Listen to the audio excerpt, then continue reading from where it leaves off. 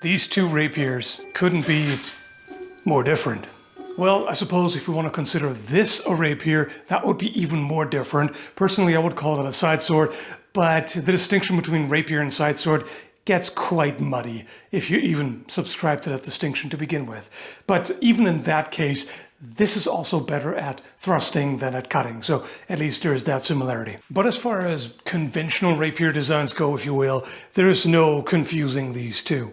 Not only are the hilts remarkably different, the blades have very little in common, and the way they handle and perform is quite different. This is the Tizona Spanish rapier by LKChen. I've already done a full review of it, link below, so I'm not going to go into great detail.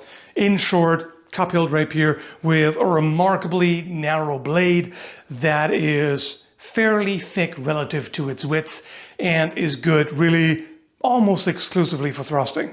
Almost. We'll get to that. And this is the Saxony German rapier, also by LKChen.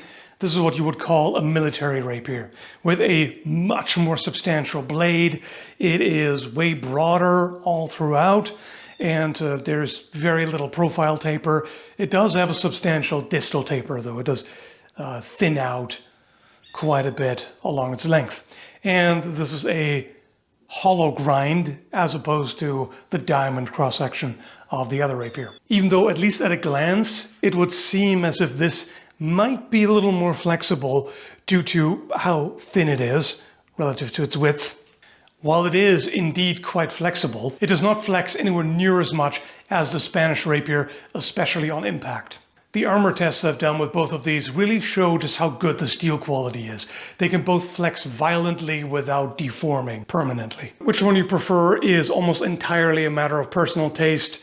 The hilts are both quite protective, even though the cup-hilt rapier will offer you a bit more protection against thrusts coming in from the front. They can go through the hilt of this, but not through that. Let's see if I can give you a good look at the hollow ground cross-section. Basically, that's a way of maximizing the cutting ability relative to the width and thickness. The difference in handling is immediately obvious when you pick them up. The Spanish rapier feels lighter. It's under 1 kilogram. It is really quite light overall. The balance is very close to the hilt. It's almost at the top of the cup. The German rapier weighs more, but it's by no means what I would call heavy. And the balance is also very close to the hilt. In fact, this is about the same, interestingly, between the two. But there's overall more mass in the blade. No surprise considering how much wider the blade is, without being much thinner. Test cutting with this seems pointless. It couldn't even make it through a water bottle. Also, clothing stopped a cut from it entirely. But I'm glad that I also did some cuts on the ballistic gel dummy without anything, without clothing. And then it managed to cut better than I would have expected. But of course, it's put to shame by the German rapier. The wider blade tears into the ballistic gel, leaving a much deeper cut than the other one. Again, big surprise, right? As far as test cutting with other materials goes, this is not what I would call a forgiving sword. If you mess up the edge alignment even a little bit, it's not going to go so well. I had some trouble when recording test cutting. In fact, there was one day where I did really well with this. In fact, in quite an interesting way. It was the kind of day where I struggled to get clean cuts with a number of blades, including sabers, which didn't go that well. But then I used this and it went through cleanly with comparatively little effort. Unfortunately, the footage from that cutting session, I lost. I must have accidentally deleted it. I knew I had it and then at some point I didn't. So whatever happened, it's gone. All I have left is a shorts video that I made with that. The other tatami cutting I did wasn't as clean, but also went fairly well overall. And I wouldn't even dream of trying tatami with the narrower blade. That's just not happening when it even fails against water bottles. It seems to me that a lot of people, when they think about rapiers, they imagine something closer to this, which is where statements like rapiers can't cut come from. In this case, yeah, that's true. This rapier can not cut much. It can, but it's pretty terrible. Whereas this may very well be the best cutting style of rapier you can find. That doesn't mean that it's an amazing cutter compared to some other sword types.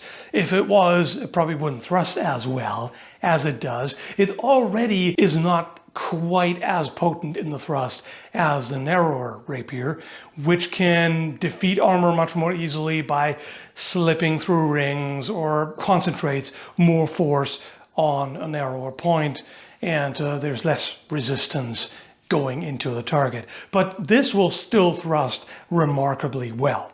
Of course, you can't compare it to a short, broad blade like this, which is going to cut quite a bit better overall. Not just because it's broader and also single edge, which allows you to taper the blade more gradually all the way from the spine to the edge, but also because it's much stiffer.